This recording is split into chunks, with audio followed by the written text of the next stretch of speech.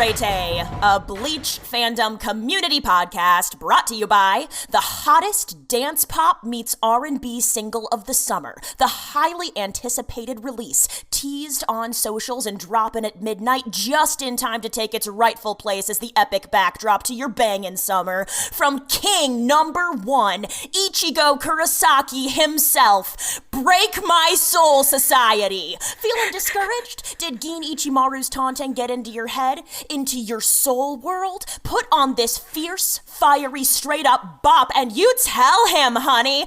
You won't break my soul, society. You won't break my soul, society. You won't break my soul, society. You won't break my soul, society. I'm telling everybody, everybody, everybody. Everybody, release your sword, release your shikai, release the pressure, release your bankai, release your town from being fuel for the oaken, make like a hollow mask and drop what's broken. Woo! Yes. It's just, I just decided I was gonna have fun this week.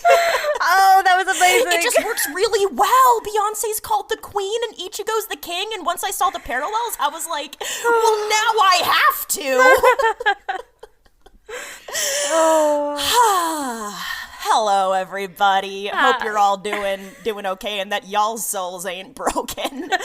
I know mine's not actually. Despite all of the everything, I'm doing okay. My name is Del, and today I'm joined by Nomi. Hello. Hi. Hello. What color is your vibe today, friend? Mine's, you know what? Mine's nice and just, I don't know, purple, because purple's my favorite color. Bringing in the stereotypes. Ooh, But purple. Yeah. Self-ownership and self-understanding. Yeah. That's awfully nice. What about yours? You know, I think it's actually a sort of softish pink, which is unusual for me, but like I'm feeling, I don't know, maybe it's because I slept very well last night, and so I'm feeling warm and cozy and but still like unexpectedly, I don't think optimistic is the right word in the grand scheme of things, but I feel like today is a reasonably good day. Good. Yeah. Like, you say sleep, like I was at a wedding yesterday. Were you? It was a great wedding. It was a Scottish biker wedding. So Wait. Okay, you can't just leave that there, though. Wait, tell me more about a Scottish biker wedding. So the Scottish, I work with the bride. We're colleagues, and her husband are basically in this Harley Davidson biker group, and the groom and his groomsmen all did a last ride of freedom and then arrived on the Harley Davidsons coming into the venue. Okay, that's fantastic. They got photos on the Harleys. They were all wearing kilts and Harley Davidson leathers on top. The wedding favors were little Harley Davidson chocolates. Cute. Their whole theme was till death do us part. So the cake had a skull on top of it. Oh my God, I love that. Yeah. Oh. Their wedding vows were very Sons of Anarchy. I'll treat you like my leather, ride you like my Harley. You know. Whoa, yeah. It was just very casual, you know. They had the nice tying of the knot ceremony, then they passed around the cake and everything. So yeah, it was nice. It was a nice blend between those Celtic traditions and then the kind of their personality shining through with all the different kind of biker elements as well. It was a really nice ceremony. I was gonna say it sounds really, really personal and quite intimate. Actually, that sounds really fun. Yes, yeah, it was really good. Okay, so how much sleep did you get, though? About 6 hours. Like, I got home Yeah. I got home at 11, but I was still kind of buzzed. So it was probably around about 4 a.m. by the time I fell asleep. Oh, Lord, yeah, okay. Yep. But then I was up by like 10, 11, so, but it was like enough.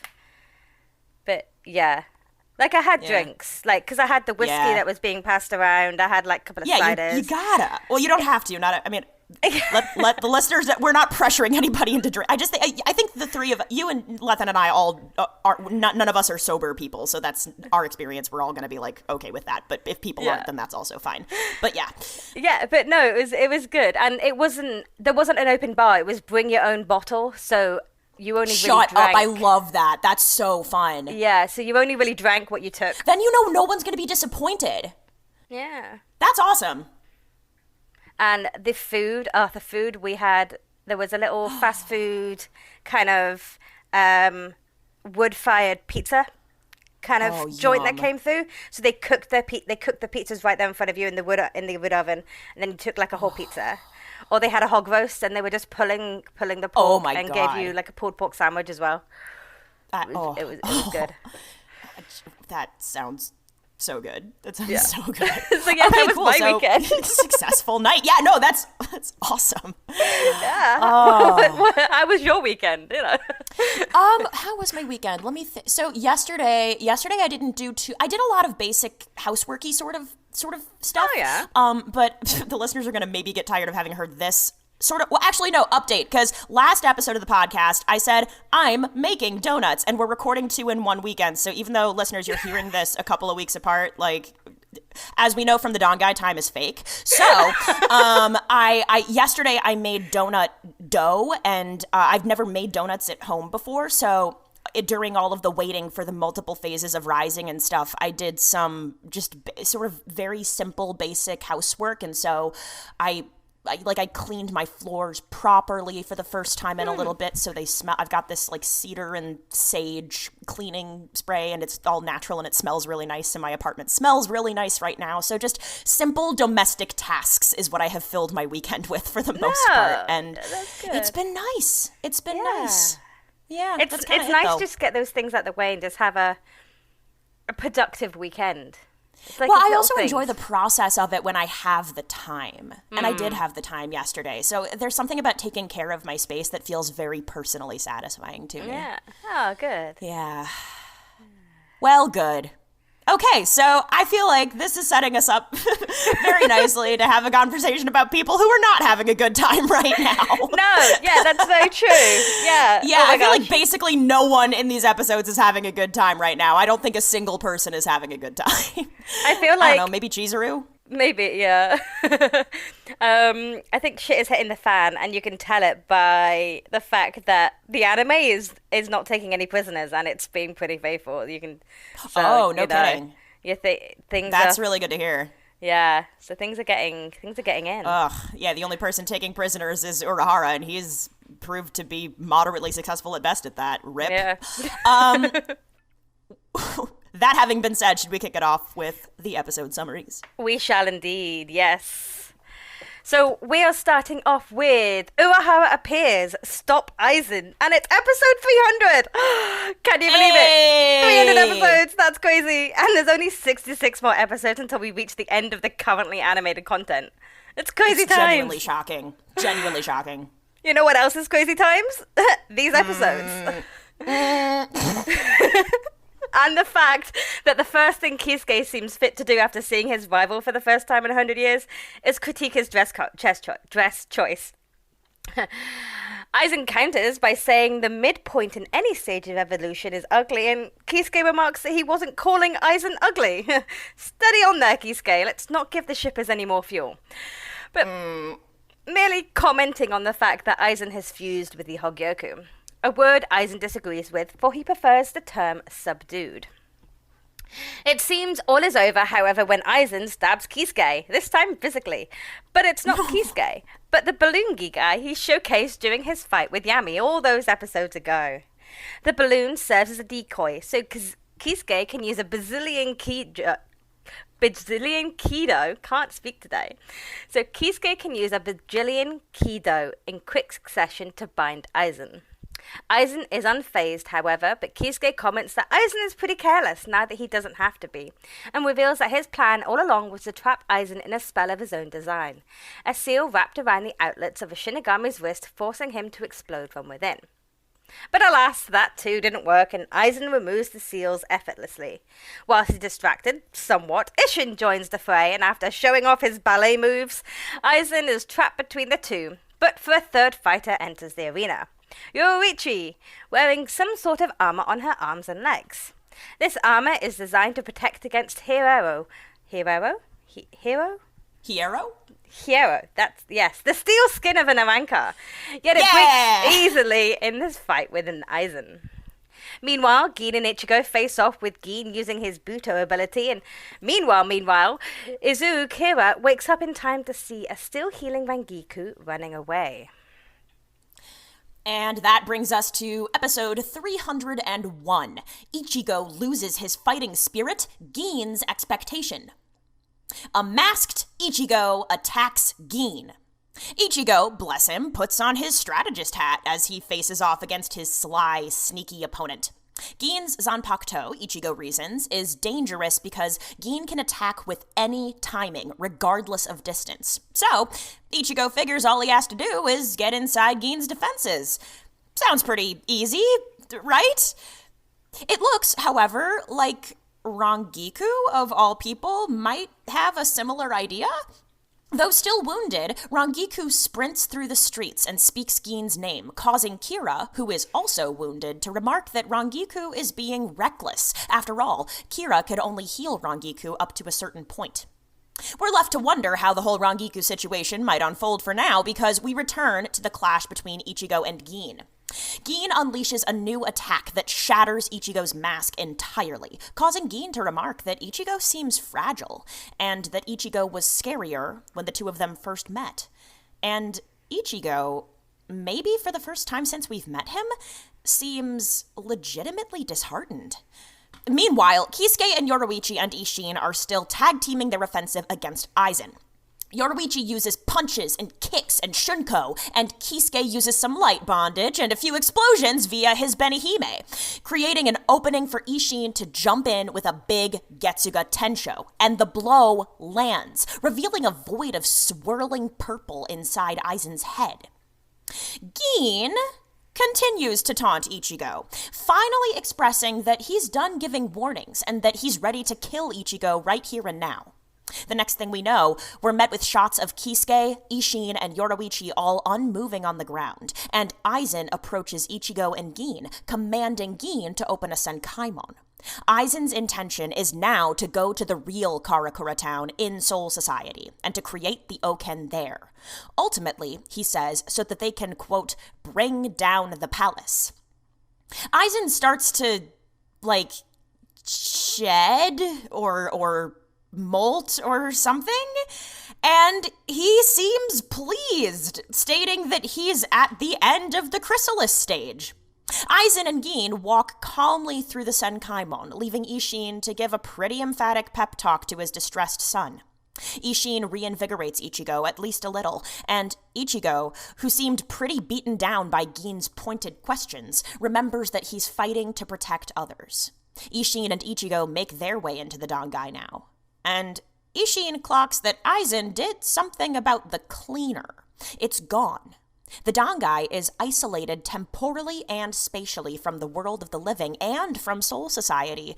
So, Isshin says, this buys them some time, which Isshin will use to teach his son about the final Getsuga Tenshō. Also, Keigo Asano, remember him? He wakes up in Karakura Town, just as Aizen and Gin seem to be headed his way. Which leads us into episode 302, the final Getsuga Tenshō, Ichigo's training, which starts us off back in the Dangai with Isshin just fully explaining how exactly they are in an isolated space, and basically telling him that 1 year outside of the Dangai equates to 2,000 years inside the Dangai. So pretty handy if they're wanting to buy some time, especially because Aizen got rid of the cleaner and it isn't going to be doing the job of making sure no one is taking advantage of this nifty little plot point. That still leaves the current low, though, but Isshin can take care of that and stands watch over Ichigo, buying him some time so he can learn the final Getsuga Tenshō. Meanwhile, however, we have people waking up in Soul Society. Keigo now finds Tatsuki, who in turn has found Chizuru and Mizuru, but they're still asleep. It seems like Tatsuki has been awake a while, for she managed to walk around the outskirts of town and has correctly surmised that they are not in Kansas anymore. Whichever side of the rainbow they have landed on, they know it's because of Ichigo. But because it's Ichigo, they know he's probably fixing it. In his inner world, Ichigo is greeted not by old man Zangetsu, as we're used to by now, but a younger, some might even say hotter, version named Tenshō Zangetsu. Ichigo has never been in his inner world whilst in a Bankai state before, and thus, his zanpakuto spirit reflects this state. Before Ichigo can think on it too much, though, Tenshō Zangetsu attacks, stating that the thing he wants to protect and the thing Ichigo wants to protect are not the same thing. In Karakura Town, a middle-aged businessman is also awake, randomly. Oh, I forgot about that guy. But he's not awake for long because an encounter with Aizen proves far too much for him, and he just ceases to exist. Aizen and Gin then spot Ichigo's friends. Bouncing back to Ichigo like a yo-yo, Tenshō Zangetsu comments on the world now looking like Karakura Town and pierces Ichigo's chest before pulling out a white glob from within him. A white glob that manifests into that of his inner hollow wearing a horned mask. And we're back in Karakura again, where Aizen finally catches up to Tatsuki and Keigo. After Tatsuki tells Keigo to run, it seems like all is over for Tatsuki, but for a mysterious figure appearing to, hopefully, save the day. Yeah, there we go. Whoa. Yeah, oh my god. I don't think we've visited so many different places in one episode before. Right. In like these episodes. Yeah, I think that's true actually. We've got the Dangai, we've got the inner world, we've got fake Karakura Town, we've got real Karakura Town, because everything is all coming to a head right now, all at the same time. Because of course, it's like what is that there's that old newspaper clipping quote that's like, life isn't actually one damn thing after another, the damn things overlap. Yeah. Yeah. I can't, yeah. But yeah, no, exactly. And it's like, we've now got Ichigo and Isshin who are spending... Isshin says that he can hold back the current for 2,000 hours, Dangai time. Yeah. So whatever that equates to human, like, actual real time, means that, you know, they're going to come back time and time's not passed. So they could... All of this stuff that we're seeing... And all these, like, it's not equating to what's happening in the Dangai. It's going to take some getting used to, like, going backwards and forwards, I think. Yeah. Yes, definitely. Oh, God. Okay, right. We should do anime and manga differences before we both get off to the races. We should. Yes. Yeah. Okay, so starting off with episode 300, we have Manga Chapters 402, Deicide 4, 403, Deicide 5, and 404, Deicide 6. Honestly, these manga chapters aren't very, I actually don't hate it because it feels like an escalation. Well, and then because they're called Deicide, the question is always like, what does it mean to be a god? Who are the gods we're killing? And so it feels like it's leading up to something massive, and I'm actually quite a big fan of that. Especially because when Lethan and I recorded the last couple of episodes, which is when, the last podcast episode, which covered the last couple of anime episodes, that's when we started getting into the Deicide chapters, and I remember the names of some of the chapters that are important to me or feature characters that I care heavily about, but like Deicide is just this big block of like, oh, this is where we are in the story in my mind, and I watched this part of the anime before ever reading the manga. So I understand that it's not particularly, I don't know that it needs to be creative to be impactful though. So maybe it's not the most creative way to title these chapters, but I really find it satisfying and exciting and kind of scary, actually. Yeah, no, I totally agree with you. And I do think it may not seem creative, but it's kind of got that finality that it is counting down / counting up to something happening. Right, exactly.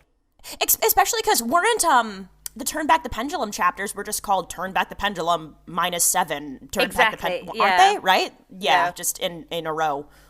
Mm-hmm. And to be honest, it wasn't until you started saying this word not like I was saying it, I was like, wait, what? Lethan said Deicide as well. That's okay. And I just didn't see that I, and I was like, is this a weird way Americans say the word Deicide? Do you want to know something really stupid? Is the reason that word has the or like that's just something that I'm the pronunciation just lands is because there's a metal band called Deicide, and I listened to that band before I ever watched or read Bleach. So there you go. Yeah, I know. I just automatically read it as Deicide, thinking, they've got all these big decisions to make. Yeah, no, it's Deicide, as in the killing of a god, of a deity. No, yeah, that makes so much more sense. Okay. Yeah. But yeah, differences we've got is we actually get shown the fight between Yami and Kisuke in their anime, whereas the manga just refers to it. Yeah, and that's fine. I really don't care. Yeah, there's a minor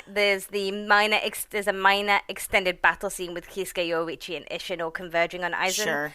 They still do the cool kind of pirouette thing with Aizen showing off his ballet moves, and then he's like, "Oh my god, that was great! I loved that." Also the fact that Aizen was like, "You want to know what my instinct is? Blocking with my foot." Okay. Right. But yeah, that's off. pretty much it. And you can Okay. tell that great. there's, you can tell because it is 3 chapters long. 3 chapters seems to be a good medium that really doesn't have anything major filler-wise. 3 is when it's a good episode. Cool. 1 is when it's a bad episode. Yeah, one is a problem. One is a problem. Oh man. Yeah, we had one of those last podcast episode as well with all of that anime flashback, so much freaking flashback, and it was like 1 chapter of the manga, so yes. Gosh, yeah. Yes. Yeah, 3 seems like a sweet spot. Yeah. You probably couldn't do more than 3 too successfully. I think you'd have too much content if you tried to do 4. Exactly, yeah. Yeah. Cool. Okay, well, great. So that means that we can actually just straight up talk about most of this because most of it is canon, so that's exciting. Yeah. Okay. Oh boy, where do you want to start? I kind of want to start with Kisuke, because okay, yeah, he's there. So we have Kisuke just straight up just showcasing off his Kido skills. Yes, and he uses quite a few in quick succession, but then when he gets to a really high number, he then switches to actually chanting it. Oh yeah, oh I love that. I love a long Kido chant. It really, really feels epic. It just feels mythic. I think this level of going for, because I'm pretty sure Kisuke at this point didn't have to use the chant. Kisuke is a Kido master that he could probably do that one in chantless. However, really? I think he knows that if he wants to really have any chance against Aizen, it needs to be stronger. So that's why he used it. Oh, I see. Yeah, in order to achieve what he actually wanted to. Yeah, if he were trying to bind somebody of a lower power level, he could probably do it without the chant. But because this is Aizen, he needs to pull out the big guns. Yes, exactly. That makes sense. Yeah. Yeah. Yeah. Yeah, because we've covered that on the podcast before, I think. The idea that using the chant verbally enhances the strength of the Kido, even if you don't need the chant to let the Kido go off in the first place. Yes, yeah. Yeah. Which is pretty cool, actually, I mean, I know it's not...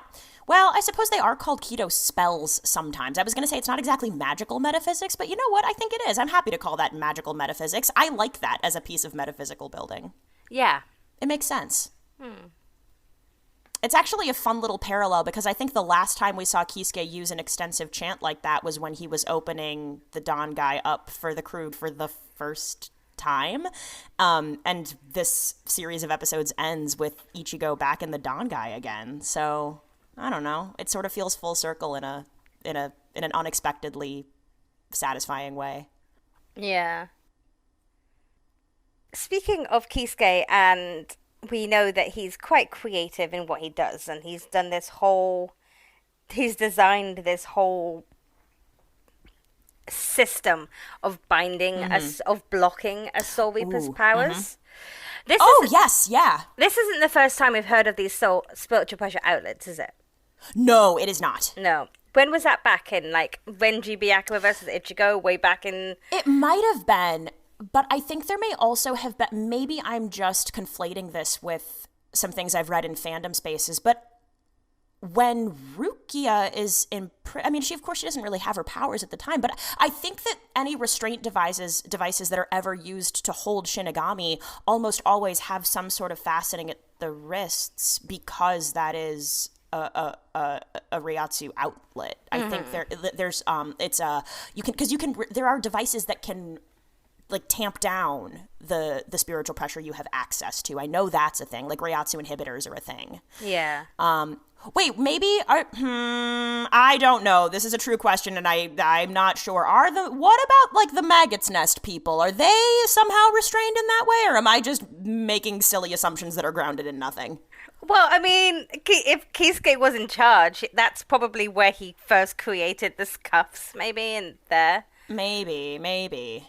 Well, because it's also different from just a straight-up inhibitor, because I think a Reiatsu inhibitor limits the amount of Reiatsu and power that you have access to, whereas this is truly just, it's like if you were to plug up a hose, like and then you just let the water build and build and build, and then the hose explodes eventually because it's too full of water. That's kind of what this is.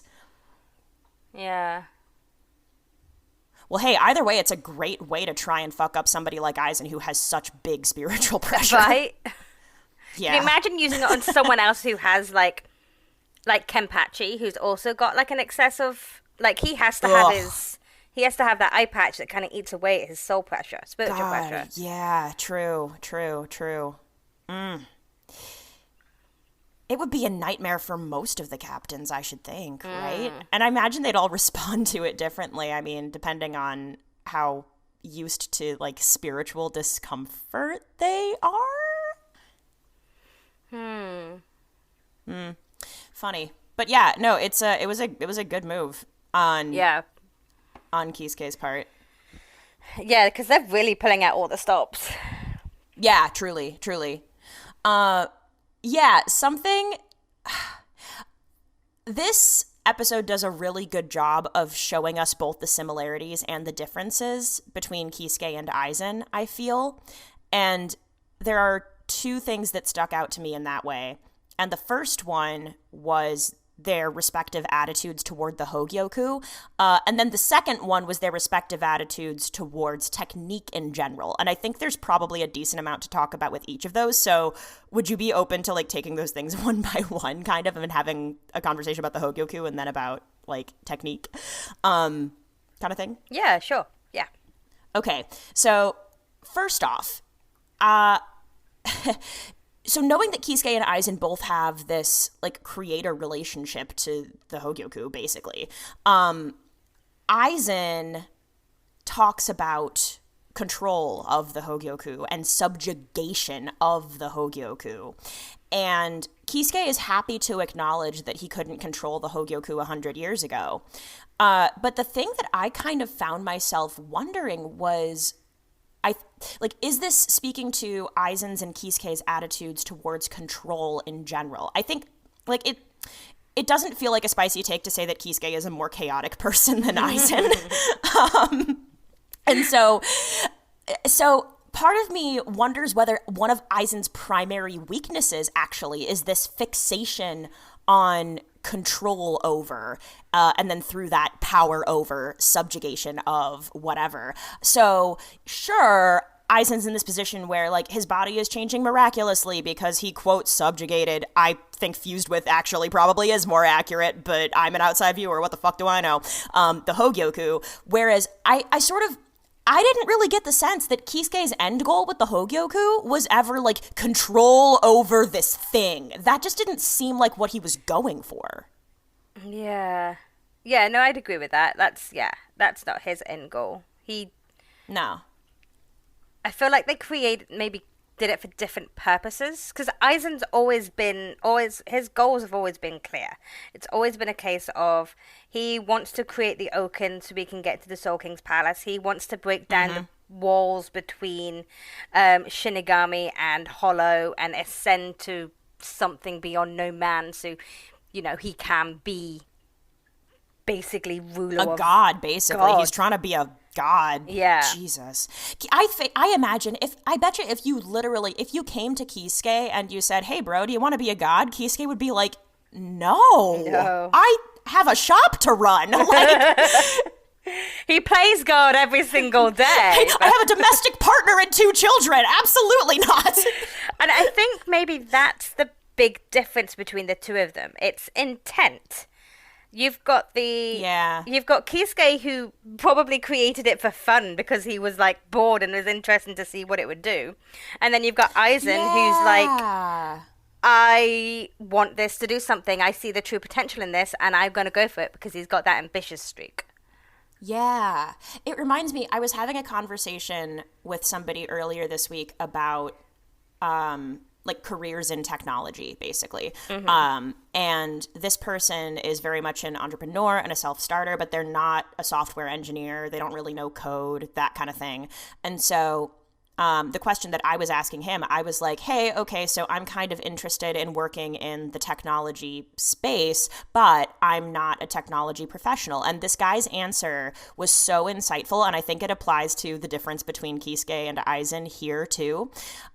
This guy said, okay, well, there are two ways to think about working in tech or working with tech. He was like, one way is you have this passion for the technology itself. You know, you can write code, and writing code is your everything, but you don't really care whether you're working for Uber or McDonald's or Target or Primark or Greg's. Like, it doesn't matter. You're here to write code, and that's the thing you love doing. And then he said the other way of thinking about it is you're in the tech space because there's a problem you want to solve, and tech is the vehicle that you're using to solve that problem.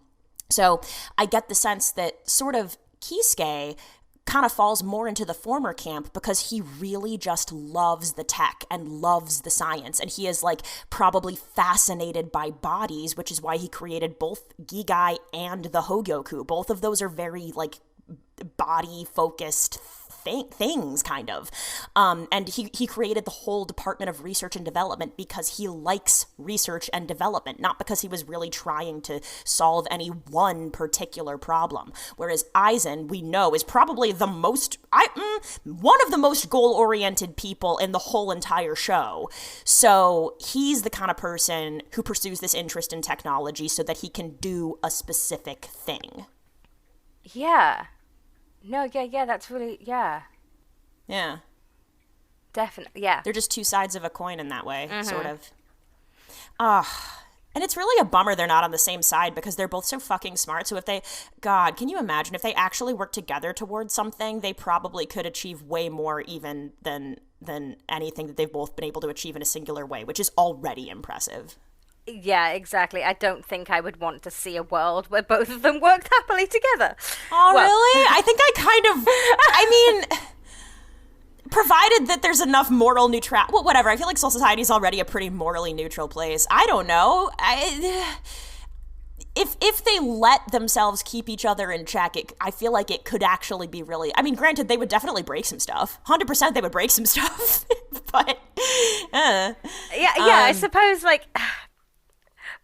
Yeah, if they balanced each other out and they kept, as you said, kept each other in check and didn't include a third party like a Mayuri or something, because then that would just be chaotic. Yeah. Well, maybe. Well, because I don't hate the idea of having Mayuri involved. The other thing, too, is that both Kisuke and Aizen could hand Mayuri's ass to him in their sleep. Like, they could. Oh, for sure. I feel like Mayuri's not a threat. Yeah. Said with affection. So I think I just wanted to highlight that difference between Kisuke not really caring too much about control and Aizen being fucking obsessed with control, vis-a-vis the Hogyoku, but also in general. Yeah. Okay, and then the other thing, which I realize is probably related to this, is just one more key difference that made me like Kisuke more and hate Aizen slightly more, because we already, like, Aizen's a dick, we know this, but, so when Kisuke shows up using the Gigai technique that he used with Yami, Aizen says something, and I'm like, wait, really? A little bit? So he says, I let my guard down because I never thought you'd resort to such trickery. Which, okay, thing number one, it's like, you have the report, you know that Kisuke's done this before, but then I thought about that, and I was like, wait, just... Why are you speaking in such... Why are you talking down to a technique like this that is kind of... It's kind of fun, actually. Like, a blow-up portable Gigai is fun and kind of silly and, like, really scientifically impressive, but also kind of silly. And it reminded me of any sorts of conversations that people have between, like, high art and low art, which I think is a false binary and a half. But the idea of, classic literature holds this really important place, and it's so much better than contemporary YA fiction. Or, like, people that put Shakespeare up on this pedestal because they don't realize that the comedies are filled with dick jokes. It's like, there high art and low art is something people tell themselves to make themselves feel better, and I feel like Aizen is doing that when it comes to Kisuke and his Gigai and stuff. I think he's trying to reduce what Kisuke is doing into something stupid so that he can so we can feel like he's this elevated, like, astute person somehow. And Kisuke just isn't pretentious like that. He's just like, yeah, I'm here. I look at my stripy hat and my Gigai. Like, what do you want from me? If it works, is what Kisuke is very much a case of. If it works, it works. And Aizen is like, he fell for it, so he's trying to justify why he fell for it. Yes. Oh my God, that's exactly what it is. Yeah. So yeah, that's sort of all I had for this episode. So just wanted to like highlight those differences because this episode, more than any other, including Turn Back the Pendulum stuff, I think did a really good job of pinpointing them. Yeah, no, absolutely. Yeah. The only other things I've got for this episode is Gin. Oh, yeah. Let's talk about Gin. So we had some Gin. So Gin's very much a case of he didn't know about the fusing. Yeah. That was a big reveal, actually. It was, which is like, well, what did Gin know? But like, how much does Gin know? And right. Why is him not knowing about the fusing such a big deal? Right. And of the things that Gin does know, are those things because Gin has been by Aizen's side constantly and paying close attention for a long time, or are they things that Gin is allowed to know because Aizen has permitted Gin to see the things that he wants Gin to see? Yeah. And then fusing with subjugating the Hogyoku wasn't one of them. Yeah. It's just such an asshole way to talk about it. I've subjugated this inanimate object that kind of has a will. It's mine. It listens to me. I'm a beautiful butterfly. God. No pun intended. Stupid. Yeah, and Gin's becoming very fascinating to me, I think. Mm-hmm. And yeah, I'm interested to see his angle. Yeah. Well, hey, we get a little bit more of that in the next episode-ish. Mm-hmm. Do we feel like it's time to move on to that so we can maybe unpack some of the Gin stuff a little bit more? Yeah, let's do that. Yeah. Hell yeah. So, episode 301, we've got Manga Chapters 405, Deicide 7, which moving into start of volume 47, we've got 406, Deicide 8, End of the Chrysalis Age, and then 407, Deicide 9. So... Oh, wait, so we've got one with a subtitle, and then it's just like, and now we're just going back to numbers. Yes, but that subtitle, I feel, is the start of the end. Like, it's moving to the next phase. Because even Aizen says it, this is the end of the Chrysalis Age. This is what the volume is called as well. This volume is called End of the Chrysalis Age. And you can see that's it's beautiful. A metaphor for, he's become this chrysalis, and now it's kind of breaking free, and we're starting to see this Aizen that's beyond the chrysalis. He is very much, as you're saying, going through this metamorphosis state of being a butterfly. Right. I just had another thought. Are there any other than Tozen and Aizen? Have we seen any other bug Aran cars? I guess Mashiro's kind of a beetle. Yeah, she's got and that. She's not an Aran car. She's a hollow. Well, I mean, she's a visor. She's a visor. Someone who has not that Aizen's undergoing holification either, because he squishes that idea like a bug too. He's so opposed. He's like, I wouldn't stoop to the level of mere holification. Fuck you. Uh-huh. But really it is. He's just trying to justify that it's not. I know. It's like, oh no, I'm so much cooler than that. Like, it's true. He's so obsessed with looking cool. He really is. But yeah, I don't think we've seen any other bugs, have we? So it's just kind of funny that it's only Tozen and Aizen, I think. I'm trying to think. I am too, and I don't think there's anybody else. We've seen bug hollows, but not Espada Not people levels. that started as Shinigami and ended up with some hollow powers of any kind. I think it's truly the only other exception I can think of is kind of Mashiro. That's literally it. Yeah. But she also doesn't go full, she doesn't get a resurrection or anything, not like Tozen did. And Tozen was just he was just a fly. He was just a fly. He was a fly. A cricket. We'll go with that. But yeah. A cricket? Yeah. Oh, I thought he looked like a fly. No, I think the whole purpose of it was that he was a cricket, because that's what his Shikai is, and that's why. Oh my god! Wait. And when he first arrives, I've been a fool. You hear the cricket in the background. Oh my gosh! Maybe I was just obsessed with the fact that the little fuzzies were were black, and that looked fly-like to me. LOL. Well, now I'm googling it, but I mean, I could be misinterpreting it, but yeah. Oh man. I mean, either way, it's a bug, so I'm still satisfied. Yeah, and we're going to squash these bugs. Right. Which leads us to Ichigo squashing bugs. I'm joking. It doesn't really say. It just describes, the colors of things. Yeah. High-speed regeneration. It actually doesn't go into the resurrection component in the wiki. That's stupid. Yeah. Oh, well.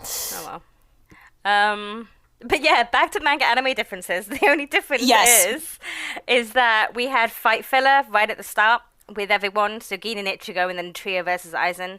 The manga actually starts with Matsumoto. So everything before we see Matsumoto running is filler. Yeah, sure. It is a cricket, by the way. You were right. I just found it. Yeah, anyway. Yeah. Yep. Okay. Oh, I like it better starting with. It feels somehow more urgent if it's just a quick and it's a bigger shift if you just go straight to Rangiku like that. Mm-hmm. Ooh, yeah. I that's true. That's one where it's we're just gonna have to see where that goes. Because she also back in the rescue arc she made some note. She she either spent some time looking at Gin or saying Gin. It's this is the culmination of okay, you guys have history, but what the fuck? Yeah. It's been hinted at that they have history, but it's not been kind of evolved from that. Yeah, they've been teasing that for so long.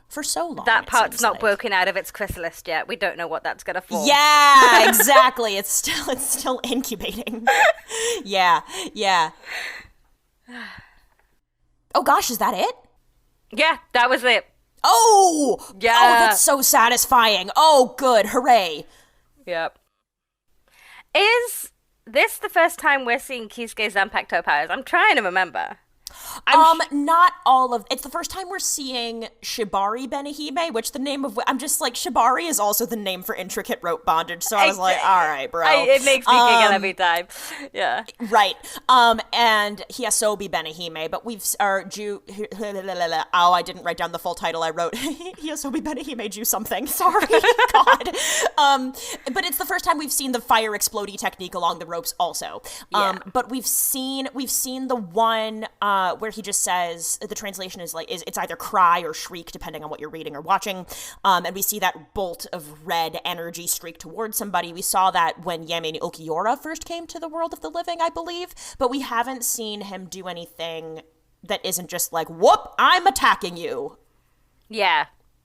With Benihime, yeah. Supane Benihime is what he used against Yami. Yeah, we've seen quite a few. He's got a few fair things. He's got a lot that sleeve. he can do. Yeah. Yep. And he lets them out when they need to be shown and seen, and not a moment before. Yeah.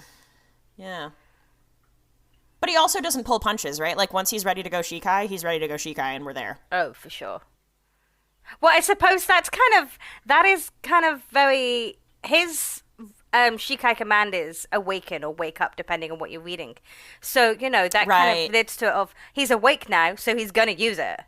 Yeah. Yeah. For your reference as well, Lethan and I joked on the last episode of the podcast that the reason he didn't show up until he showed up was because he slept through his alarm, so that's even more fitting. Yes, I love that. Okay. Yeah. It's like, it makes sense. God. Oh, buddy. I mean, in some ways, he is just like a teenage stoner. And then in other ways, he's fucking Kisuke Urahara. But it's I mean, yup.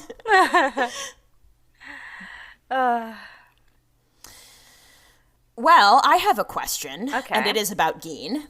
Okay. So I just want to talk about Gin zanpakuto a little bit. So my question to you is, what do you think Gin zanpakuto and its abilities mean about Gin as a person? Well, this is what I was researching before I came onto the podcast, because the translation of his zanpakuto ability that he uses, Buto, is dance. But then I was like, but Rukia's is also dance, and that's a different word. That's Mai. Yes, that's Mai, yeah. So then I had to go look up what Buto meant and the difference between using Buto and Mai. And Buto is a type of dance. It's a theatrical art. So it's a form of Japanese dance theater that encompasses a diverse range of activities, techniques, and motivations for dance performance or movement. Whereas Mai is just the adjective of dancing, like to dance. Yeah. So that's the difference between the two of them. So this, having that kind of element of an actual art form of dance, creatively kind of expressing himself. I don't know, it's common features of this art form include playful and grotesque imageries, taboo topics. That's so Gin. Extreme or absurd environments, and it's traditionally performed in white body makeup with slow, hyper-controlled motion. Oh, I know what this is. Yeah, totally. Yep. Oh, man. So the fact that we've got Gin's Shikai as being described as the fastest zanpakuto, combined with the fact that this is slow, hyper-controlled motion, whereas if you think when things start going too fast, it almost looks like it's in slow motion. Whoa, yes. So I think that's a collection as well. Yeah. Ooh. So it's all very controlled, and Gin is one of those controlled kind of. We don't know much about Gin. We really don't. He's totally shrouded in mystery, it seems like. He really is, and he's controlling all of that from within. So yeah, it is very. Once you get down to that, what is Buto? It is very fitting when you take it that way. Cool. Oh, that's a cool interpretation. I hadn't thought of that at all. What had you thought of? The thing I found myself, sort of focused on was in response to Ichigo's little inner monologue about what the scariest part of it is, which is that thing where, because it can extend so quickly and so far, the idea of it, which I also realized, like, what a cool, incredible power to be able to, like, if you consider somebody, this is going to be a false binary too, but for the most part, I think we've seen among Shinigami and Vizards and Arankars and whatever, people tend to be either melee fighters or distance fighters, and nobody really straddles that too significantly. So if Gin is up against someone who thinks they're a distance fighter, it doesn't matter because his zanpakuto can get there quickly. So no matter how far away you are, you're still in range of Gin, which is so scary. So the idea is, the thing that I thought of was, like, how does this reflect on Gin as a person is you can try to keep your distance from a guy like Gin, but it doesn't matter because Gin is going to get to you if he wants to, no matter what. Just as a person. Like, yes, his zanpakuto, but also as a person. Yeah. which is so fucking insidious. Which makes hopefully whatever comes next with regards to Gin, because Oh, I know. all the more interesting. Yeah. I had a thought about that a little bit too with regard to Kira's observations about Rangiku, because, so we know Rangiku and Gin have history of some kind. We don't know what. We know Kira and Gin have history because Kira was Gin's lieutenant. So, like, Yeah. yes. So as Rangiku was running away like an idiot, Kira's like, I could only heal you after a certain point, so this is a really reckless thing to do. And maybe I'm being too artsy about it or whatever, but I looked at that. And because we know at this point that, like, Kira and Rangiku are close. Like, they hang out, they're friends. That's, yeah. And so I was like, well, obviously, Kira, like, it's not like you could heal either yourself or her from what Gin has done metaphorically. Like, of course you can't. Of course you can't. Like, of course you can only heal her up to a certain point. Like, friendship can only do so much when someone has been as shitty as Gin. Oh, bless, yeah. Yeah, they really need some sort of mental health scheme in this OAT. I swear to God. Yeah, it's like, I know we've talked about it a couple of times in the podcast, but it is ludicrous. I mean, I know that Yamamoto is the definition of someone you would say okay boomer to, but like it's just baffling how much people in the Soul Society need that. And the fact, and there is everything is glossed over. Everything is like, this is not a Yamamoto joke, I swear to God, but like, everybody is so reactive, so you're just putting out fires all over the place, and nobody is taking initiative to try and make it better, except for maybe a few people who are in charge of singular divisions or something, but it's not a pervasive mentality in Soul Society at all. It's not, no. Ugh. They're gonna run out of brooms if they keep sweeping everything under the rug, honestly. God, right? Yeah, seriously. Like so many crickets.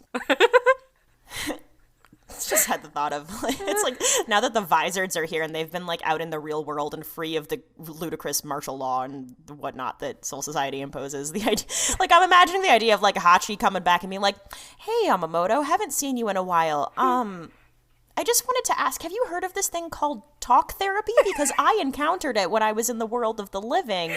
I'm really well adjusted considering all the shit that's happened to me, but I wanted to offer that maybe some people under your jurisdiction could benefit from a service like that. Like, can you imagine? Yeah. That's what fan fiction and headcanon's for. It's okay. I also think that Hachi would be a good therapist in another life. Oh, he really would. He's got the temperament for it. Yeah.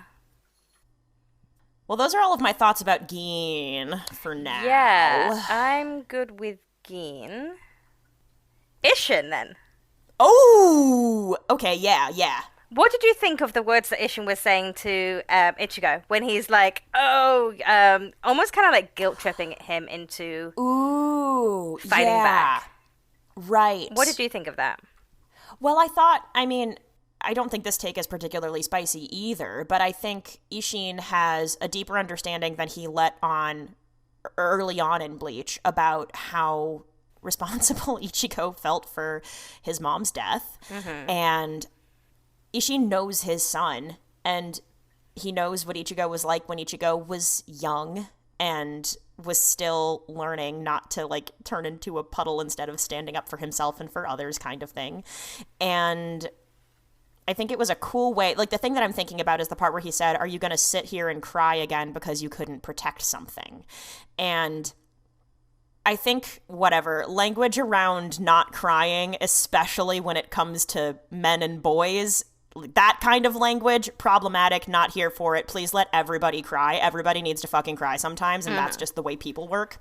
But in this case, I thought it was actually a really cool way for Isshin to both up the stakes and acknowledge how far Ichigo has come from where he was, both when he was a young kid and when he first got his Soul Reaper powers. The idea that protecting people, protecting family, protecting loved ones was the impetus behind Ichigo gaining this strength in the first place. And I think Isshin is aware of that at this point. Yeah. So I think, normally I'd be super critical of a dad telling a son not to cry. But in this case, it's like, well, sure, but the world is literally ending, and this is all about protecting people that Ichigo loves again. So, you know what? Yeah, when Ichigo was a literal child, he couldn't save his mom, and that sucked. Like, that really genuinely sucked. But Ichigo is so much stronger now, and there are way more lives on the line, and Ichigo isn't the same person he used to be, and I think Isshin can probably tell that Ichigo is in a little bit of a funk, because not only did Gin get into his head, but Ichigo is up against really incredible odds, so many odds that it's been raining inside his soul world, which is now underwater. Great. And I gotta say, I think Isshin said the right thing here. I mean, I know that other people on this podcast feel differently about Isshin than I do, but I think it was an effective pep talk given the high stakes and given what he knows about his son. I'm here for it. Oh, yeah, absolutely. I'm with you. I think that Isshin has been Ichigo's dad for 15, 16 years. Before that, he's been a Shinigami. So he knows that these words, as harsh as they may seem to someone, he knows that they are exactly what Ichigo needs to hear right now. Right. And I don't think Ichigo would have reacted the same way had words like that come from anybody else. Exactly, yeah. I'm here for it. It reminds me of a... Oh? No, I was just going to say, I think Isshin is being a good dad. Yes, I am all... It's good dad Isshin hours. It is good dad Isshin hours, yeah. It reminds me of a quote that I heard not long ago that kind of fits the theme. And it's, a strong person is not one who doesn't cry. A strong person is one who is quiet and sheds tears for a moment and then picks up the sword to fight again. Oh my goodness. I mean, that's so Bleach, I can't even tell you. That's like, that could be the theme quote of Bleach, basically. Exactly, yeah. So and that's pretty much what Isshin is saying, is that, you know, crying time is over. It's now to pick up your sword and fight again. Yeah. It's over or it's not yet. Like, maybe, you know, cry when you need to after this, but we've got some asses to kick first in a really major and important way. Yeah. Yeah,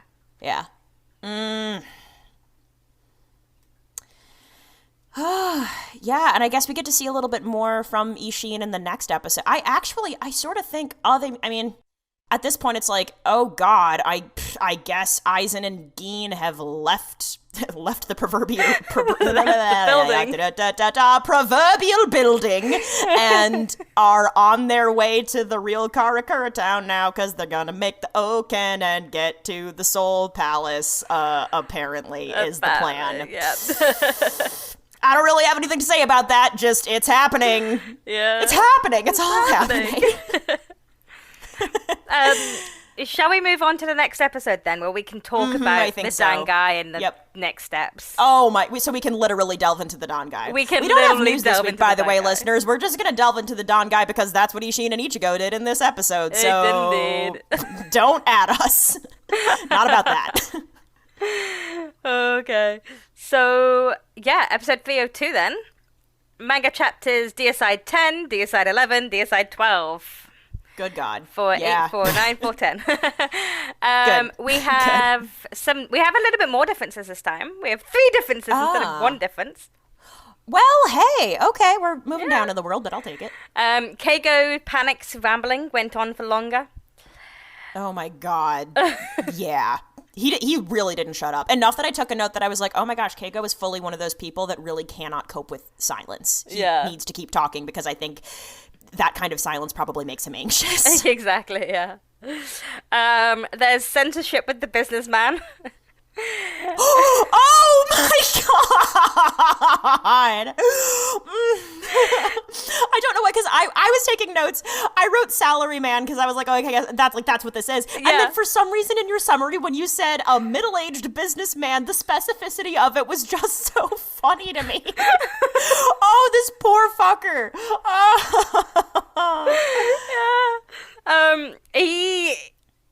He just kind of disappears in the anime. It's like he vanishes. It's like he ceases to existence. He just gets dusted like a vampire in Buffy. Exactly. Basically. Yeah. Where in the manga, he's actually bleeding and he's lying bloodied in a heap on the ground. So, spiritual pressure makes people bleed? Yeah. So I feel like the animes is better, like because Aizen says, "Oh, he can't comprehend my spiritual power, but his body, its body doesn't know what to do in my presence, so it just kind of dissipates into the air." I didn't find that confusing or off-putting at all when I was watching, actually. Yeah. And then the end of this episode, that reveal at the end was not in the manga. So wait, what? There was a foot in the manga. And we see the foot coming to rescue Tatsuki, but we do not see the obvious glint of a monocle. So we don't know who it is in the manga, but we have a vague idea of who it's going to be in the anime. Okay. Yeah. Well, you know what? Honestly, that's fine. That's fine. I had forgotten. I was like, is this going to lead up? I'd forgotten also. I was like, oh, no, it's this dude. Okay.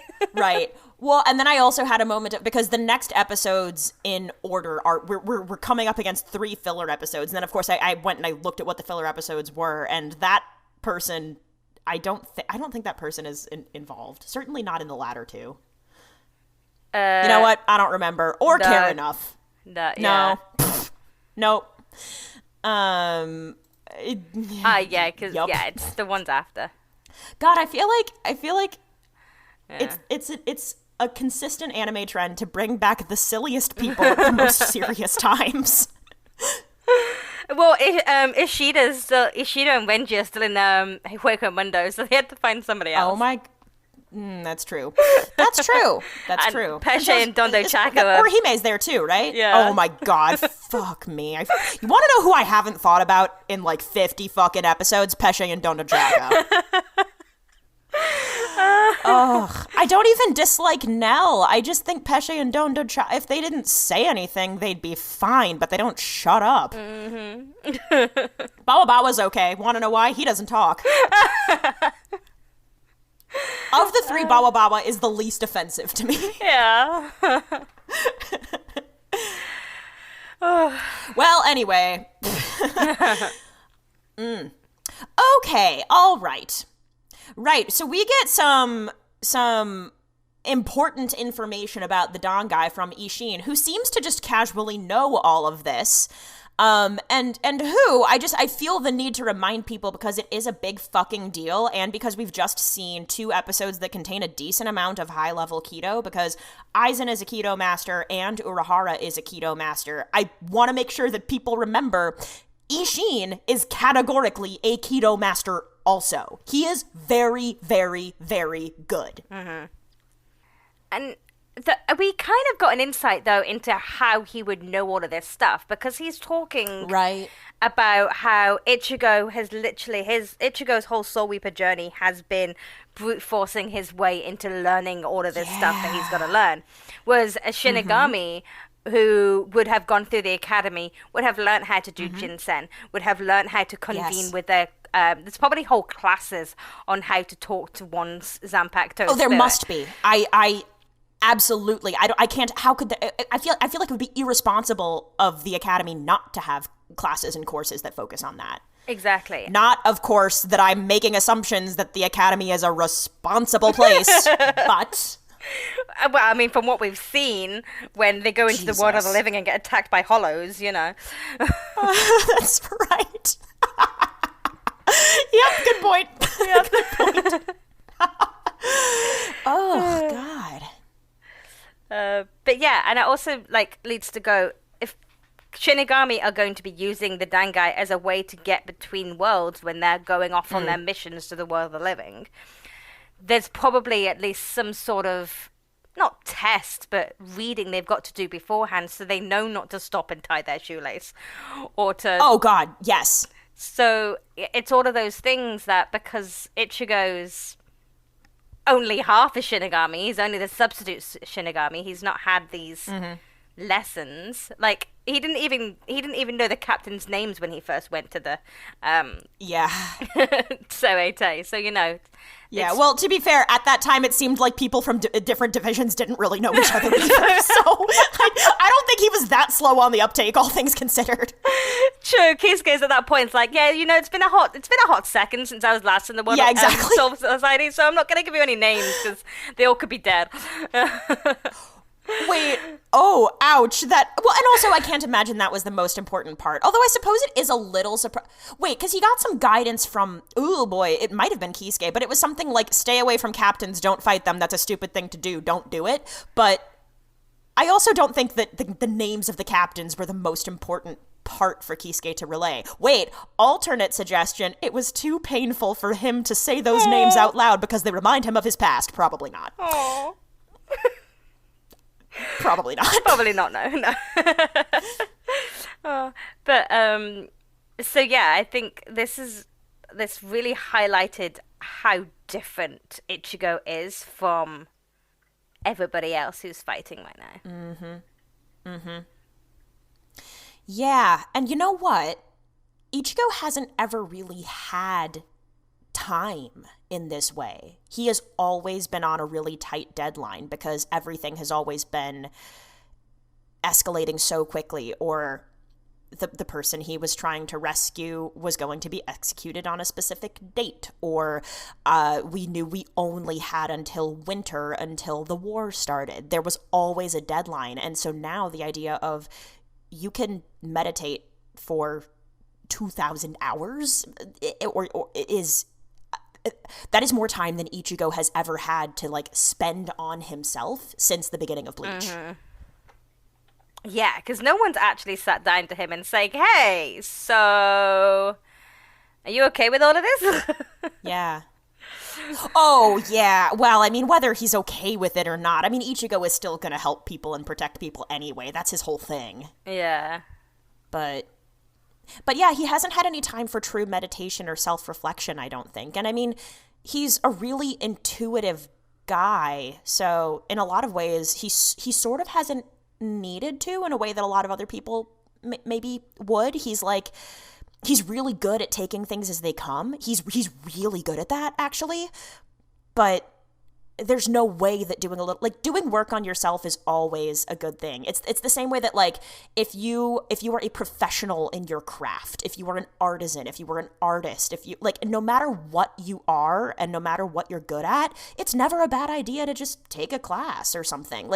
You can always keep learning and you can always keep perfecting something that you're really, really good at. That's never a bad idea. Yeah. Well, Ichigo's soul world is in a bit of a state, isn't it? Yeah, it's in a bit of a disarray. Yeah. It's Atlantis, basically. There's no... Oh my god, it's fucking Atlantis. It's Atlantis. Yeah. Oh. But at least it stopped raining, Oh, yeah, well, I mean, it's hard to tell when you're underwater, but yeah, sure. Oh. Yeah. Not only because it's underwater, but it's also hard to find is part of the reason why it's Atlantis. Yeah. But, yeah, I mean, we've got this Tensa Zangetsu now as well, and yeah, it kind of makes sense that a Zanpakuto spirit would change based on the reflection of what state the Shinigami is in. But how many people are actually going to go in Jinzen whilst in Bankai to figure this out? Well, I actually don't know. I wonder if it's not. I imagine it's not the most common thing in the world, but I suppose it also depends on. I was gonna say it depends on your bankai, because I feel like some bankai last for longer than others. But of course, as I say that, I'm like, no, I think most of the bankai do have a fairly extended duration to them. I guess it depends on how willing to face yourself you are. A bankai is such a big manifestation of aspects of your soul, and you've got to be a really strong person to be able to look at yourself in such a stark, true, abrasive light like that. Yeah. Yeah, like take for example Hisagi, like. Oh, I was just thinking that. Yeah, I was just because I mean Hisagi's the classic example of like scared of my powers, scared of who I actually am. Like it's. I mean, I don't mean to be reductive about it in that way because it's actually really exciting to investigate, and Hisagi is fascinating. But he's the classic example of that, 100%. Yeah. But then if you had someone who really liked themselves, like Aizen's probably a type of person who loves himself. No, Mayuri. Yeah. Mayuri is the type of person who loves himself. Mayuri, yeah, but if you look how evolved and how just Mayuri's Bankai, in order to be okay with a Bankai like that, you have to be okay with yourself. Like, I feel like you don't end up with a Bankai like that until you're like, yeah, I'm weird, what about it? Kind of. Aizen's a funny one, because a question that, I mean, and we'll see what happens over the next couple of episodes, but I'm like, okay, so we know that Aizen won't fucking shut up about his Shikai, but I'm like, all right, so thing number one, if that's what your Shikai can do, then like that is so powerful. So what the fuck is a step up from that? Like, what the fuck would your Bankai be? But then I'm also like, okay, but then, granted, we're all building to something at this point. Like, this is hardly the climax of this arc, but why haven't we seen or heard anything about Aizen's Bankai yet? Yeah. You know? Yeah. Aizen loves himself, but as we said earlier on this episode of the podcast, he seems to be making excuses for things that don't go well. So, I mean, I think he is a narcissistic person, but I don't know how much genuine self-acceptance he has, especially considering his whole thing when it comes to subjugating the Hogyoku is evolving, is making himself into something more than he was. Like, does he actually love himself? Or is he still dissatisfied with himself? Yeah. I have my theories, but I can't reveal those theories just yet. I know, me too. Oh, I'm so excited to maybe get to that later. Yeah. I'm going to add it to my for future Aizen's also just such a black box of a person. He's so, like, figuring out what is going on inside his head is borderline impossible. Oh, and then speaking of, like, mysteries as well, Isshin says something super cagey, which is, how does he say it? It's something to the effect of, like, I've never told you about this before, and you're gonna find out why soon enough. Or I don't remember what he actually says, but, like, there's a reason I didn't tell you about the final Getsuga Tenshō yet. Wiggling mystery fingers. Wiggling mystery fingers. Yeah. I just noticed that. Loading. There it is. The manga kind of did it back to front. Oh, okay, yeah. Well, I mean, that is how you read manga. So, like, I know that's not what you meant. No, like the anime did. The manga has Isshin talking about what the Dangai is in a flashback, whereas the anime just had it in sequential order. Make him tell you, find out from Zangetsu what the final Getsuga Tenshō is. Oh, sure. Is that something I missed then? It was in the anime. It maybe not. I don't know if it was in the manga, but I think it was. Oh, geez, when was it? Because I took a note of it at the end of episode 301. But sometimes, like this bit of the anime really likes to just repeat the end of the last episode and the beginning of the next episode. It's like its favorite thing. Let's go back to 407. Yeah. Well. Oh, yeah. Because the note that I took. Hang on. Teach me what the final Getsuga Tenshō. That's all I wrote in the manga at the end of 407. Yeah, okay. Oh, yeah. Yeah, so it's Ichigo starts to go into meditation, and it's that part when Isshin, it's in the beginning of episode 302, and so... because I paid attention to it because I was like, oh, okay, Isshin, you are talking out loud to yourself all alone in the Dangai. That is a fun and normal thing to do. Great, good work. And so maybe, I think I was projecting and like injecting some assumptions into this, but he said, so Ichigo is starting to meditate, and Isshin is like, yeah, but there's some stuff you don't know about the true nature of the final Getsuga Tenshō. So the way that I read that or heard that was oh, there's some scary stuff that goes along with this, and I can't tell you, or you need to figure it out for yourself, or yeah. So I paraphrased poorly, but yes, it's at the beginning of 302, and maybe it is anime only. Well, it's the only thing that I could probably liken it to in the manga is Isshin says here, in order for you to take the next step, you will have to step into those millennia that you haven't experienced. Oh, yeah, this was not very that at all, but hey, we all know the anime takes liberties sometimes. Yeah. Okay, well, that's kind of interesting, I suppose, then. Maybe that is a difference. Oh, wait, more pages. Be careful, Zangetsu will be merciless this time. He says that twice in the manga, actually. Oh. So let me go. Okay, he's in the water.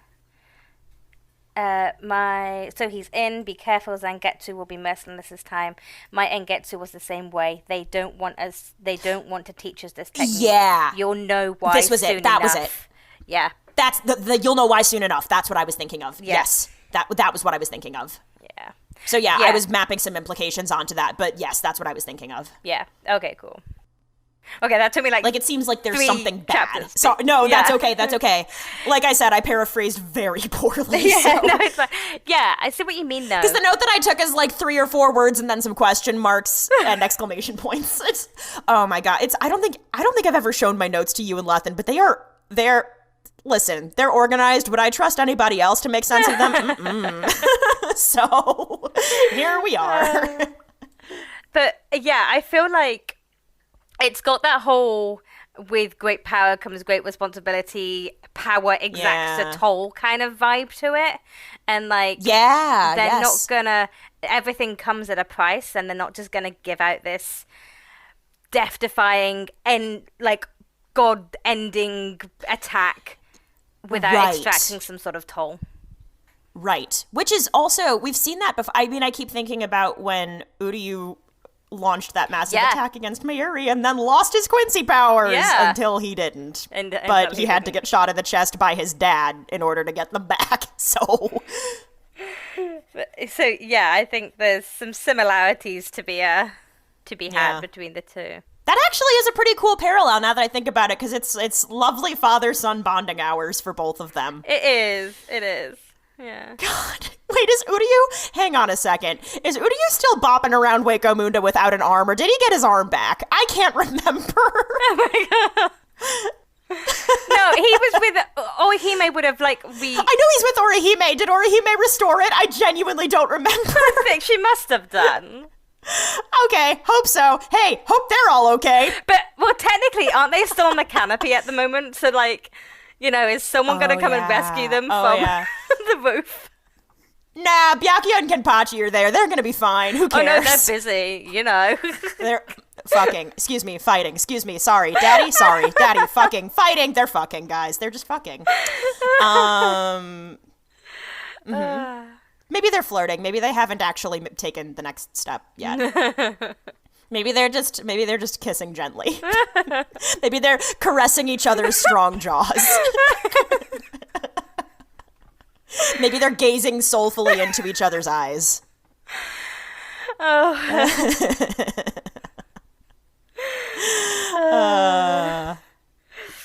It's such...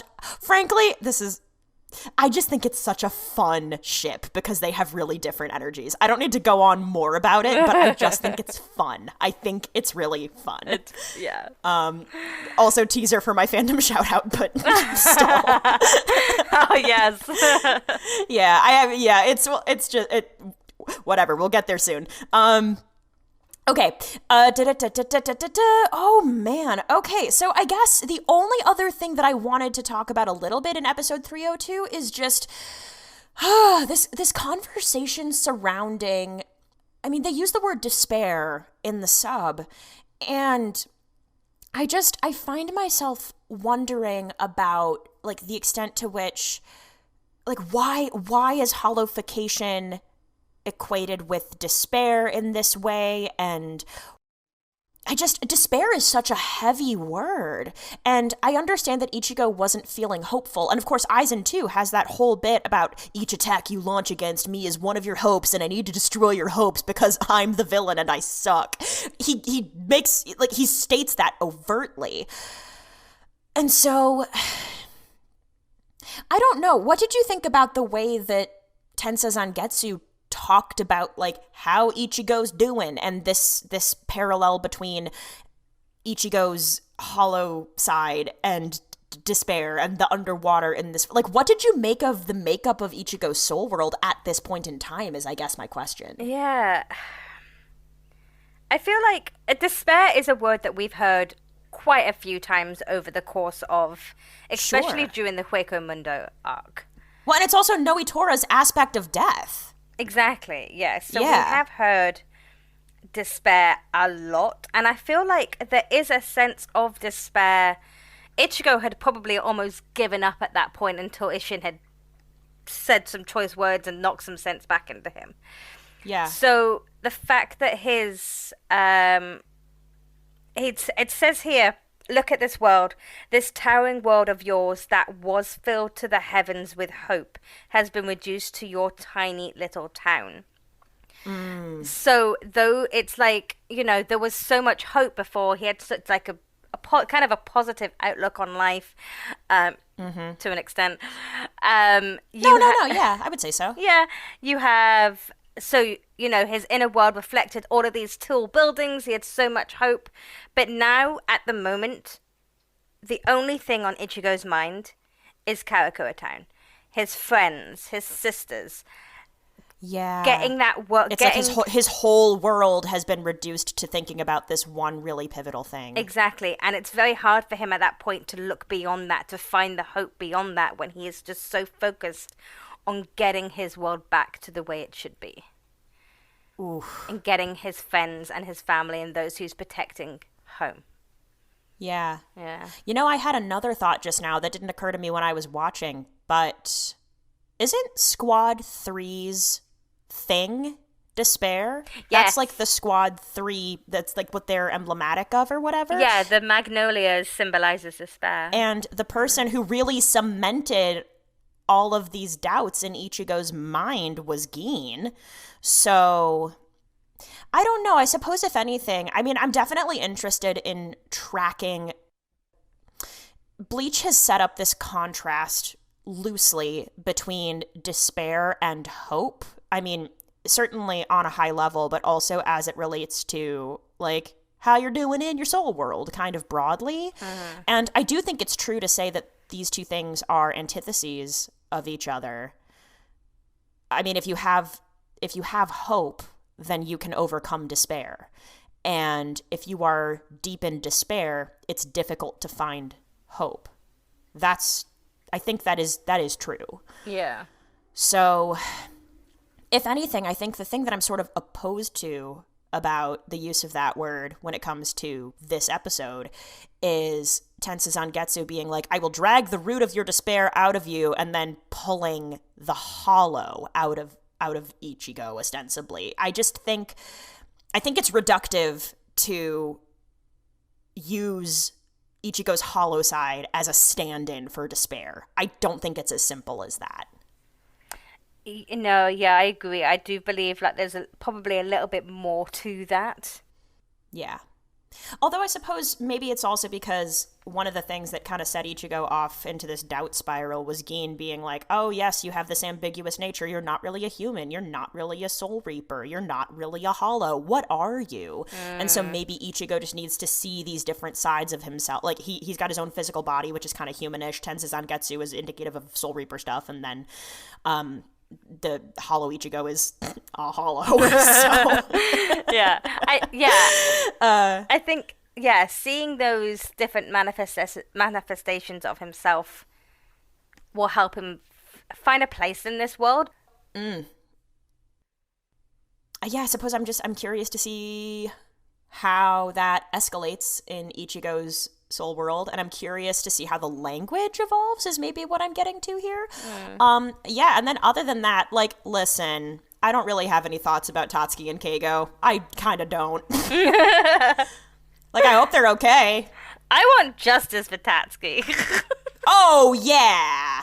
Well, like, yeah. She was the first one to wake up from the sign of things because she had time to go out and do a scout around and everything. So, and then, of course she was as well. Like, of course, she's so fucking good. She's so good. Or, like, they're in this sleep that normal humans probably won't wake up from unless they've got, like, at least a small amount of level of spiritual pressure that could mean one day they might have that power to become a soul reaper if they were ever to die and go beyond to the soul society and stuff. Oh my god, this poor salary man. He'll never get his chance. He'll never get his chance of being a soul reaper. Oh man. Yeah. But yeah, Tatsuki, I think, would be good. But also the fact that Tatsuki's first thought was to find all of her friends. Yeah. That's true. She then tells Keigo to go find his best friend while she goes to look for Yuzu and Karen. Yeah. Which just speaks volume to how close this friend group is and how much they all care for Ichigo. They know Ichigo and they trust that Ichigo is out there fighting and doing his best. She has no hope for Isshin. She thinks, oh, Isshin's probably just sleeping, so no one's going to be... Oh, yeah, probably. But yeah, I think maybe something deep inside of her thinks that maybe Yuzu and Karen might wake up to this as well. I had the same thought, because she knows that Ichigo has this capability, and so the siblings, yeah, why not? Yeah, totally. Yeah. So if Isshin's asleep, or she doesn't know this, but because Isshin's fighting, she's got this instinctual thing to go and be there for the girls for when they wake up. Yeah, get some other Kurosakis. Yeah. Oh my god. I also just really like the idea of Yuzu and Karin having Tatsuki as a role model and a mentor figure in their life, because they didn't grow up with a mom, and the idea of, I mean, granted, Tatsuki is a literal high schooler, so like she's not going to be a mom, but she has like awesome, cool older cousin energy, and like the idea of Yuzu and Karin being able to go to Tatsuki and be like, hey, I have this concern. I'm in high school. I don't really want to talk to my dad. Tatsuki, can I talk to you? Like, love that. Yeah. Love that for them. Yeah. Ugh. Like, yeah, even if something simple as, hey, Tatsuki, I started my period. Do you have any advice? Because yeah, exactly. That's not something you want to speak to your dad about, especially Isshin. Oh, I think Isshin would handle it pretty gracefully, actually. Well, like, yeah, he is a doctor, isn't he? So, you know. He's not going to be weird. Yeah, sorry. I just thought about trying to have that conversation with Ryukin. Like, oh. Thank God Ryukin had a person who was assigned male at birth as his child. Jesus Christ. But yeah, that's all I've got. Yeah. Yeah, I think that's all I've got too. Okay, cool. Well, now that we've delved into the Dangai, we're not going to do that anymore for this episode, because as we said, we have no news. Not at the moment. No. So, but you know what we do have? What? We have a volume. Oh, yes. I was like, what do we have? Yeah. We got a volume. Okay. So, volume 47. If you become a snake tomorrow and begin devouring people, if you roared your love for me with that mouth you used to devour people, could I still say that I love you as I do today? Ouch. Okay, so that poem hurts, and it's definitely Gin. It is definitely Gin. That's not even a question. Yeah.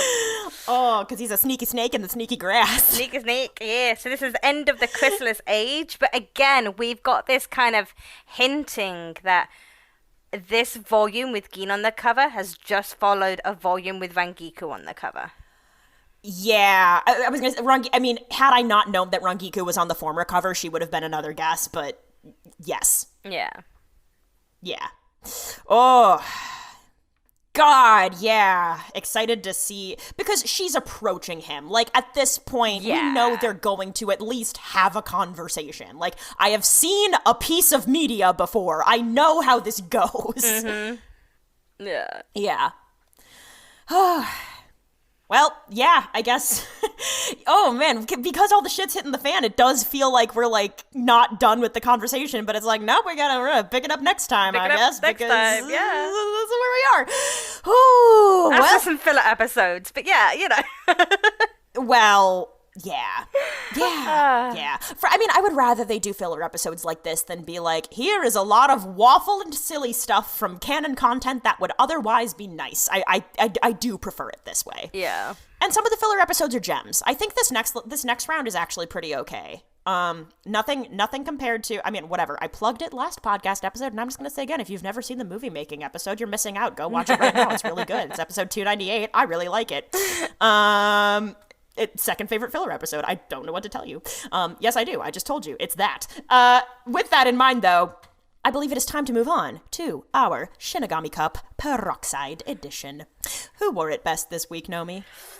My who wore it best was Aizen and his many costume changes. Oh, fun. Yes. Ooh, production design clutch. Budget through the roof. Oh. Mine this week. Who wore it best?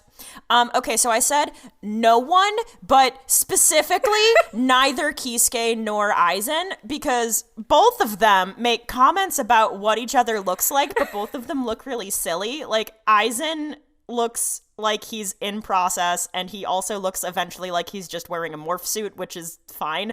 And Kisuke dresses the way Kisuke dresses, so the two of them going back and forth about that, ridiculous. So yeah, no one more at best this week, but specifically not those two. Best ship this week. Mine goes to Tatsuki and Ichigo, their friendship goals. And the fact that she thinks of his sisters and going to protect his sisters so he can continue fighting is, Yeah. Yeah, I went straightforward and fairly wholesome this time as well. I said Isshin and Ichigo, father and son. I think we got to see some cool insights into the best parts of their father-son relationship in these episodes. Yeah. Yeah. I like that. Yeah. All right, that brings us to our fandom shout-out this week. Okay, so my fandom shout out is two characters who were not in these episodes, but I saw this artwork. Oh, cool! I did the same thing. Super excited. Great. So mine is this image from. No, this is mine. We have the same shout out this week. Holy shit! Okay, carry on. Wait, this was about to happen. It really was. Okay, but. Wait, this is great because I also had a backup, which is a different piece by the same artist. Okay. This is fine. Carry on. So this is Teat I Me Banter. Yeah. It's not Teat I Me Banter, Nomi. Tea time banter. I can't read things when they're not capitalized. It's hard. Nope, that's okay. Hey, we stand tits on this podcast. Tea time banter. At tea time banter appreciation hours. But this is... Yeah, for real. Basically pictures of Kuraku and Ukitake through the ages. So it starts with them as, they've got their academy garb on, then there was Shinigami, and then they're both as captains. And it's titled 1,000 Year of Roses. And it's just so pretty, and it's just so nice to see these two grow together and see them like that together. Yeah, and the way it's stylized is kind of traditional Japanese art adjacent. Like, it's clearly a contemporary spin on it, but you've got like the Kyoraku's flowers in the background and Ukitake's bamboo in the background. And I also just think Ukitake looks so handsome when he's wearing only the black of the Shihakasho, because you never see that. You do see that from Kyoraku when he's fighting Stark. You don't really see that from Ukitake, so it's a nice change. Yeah.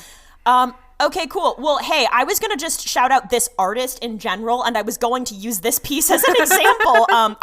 You found it on Twitter, I found it on Tumblr, whatever, because a good friend sent it to me and was like, I think this is one of your boys, right? And I was like, you better believe it. So I'm going to shout out a different piece, which starts, it's Byakuya and Kenpachi at first, and then Byakuya and Renji. It's like a 2-panel, well-drawn little comic thing. Once again, tea time banter, this time on Tumblr, so hey, follow them on both places, why not? So it's Byakuya and Kenpachi, seemingly after they've sparred, I think is the implication, and they're both just sitting there looking fine as hell, and then Renji kind of gives Byakuya shit for it in the next panel, and it's sweet, and there's like a softness to it. and everybody looks handsome. I just think it's great. I love it. Yeah, it's kind of like, it's nice to think that once they all get back from Quaker Mundo, these two still like spar once a month just to kind of like bring homage I to think this. that I like that. I like that thought a lot, actually. Yeah, I don't see why they wouldn't, you know? They both look so good. they do. God, I swear, like, Byakuya hasn't been one of my, like, favorite characters in a while, but sometimes I just look at him and I'm just like, God, you are so handsome. I find him so handsome. Well, okay, you know what? I gotta say, it's pretty impressive that we've made it, 67 episodes of this podcast, and never once has any of us brought about the same piece of media for Fandom Shout Out. Yeah. It was bound to happen at some point, but we did a damn good job getting this far.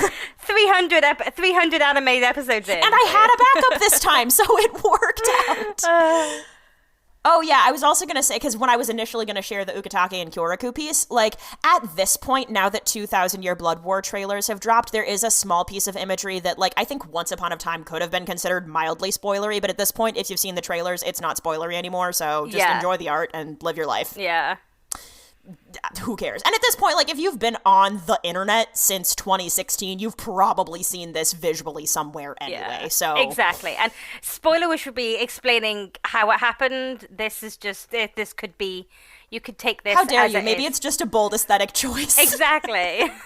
Like, this could be, you know, artist interpretation and anything, so yeah. Kyoraku started reading One Piece and wanted to be a pirate. Who knows? Yeah.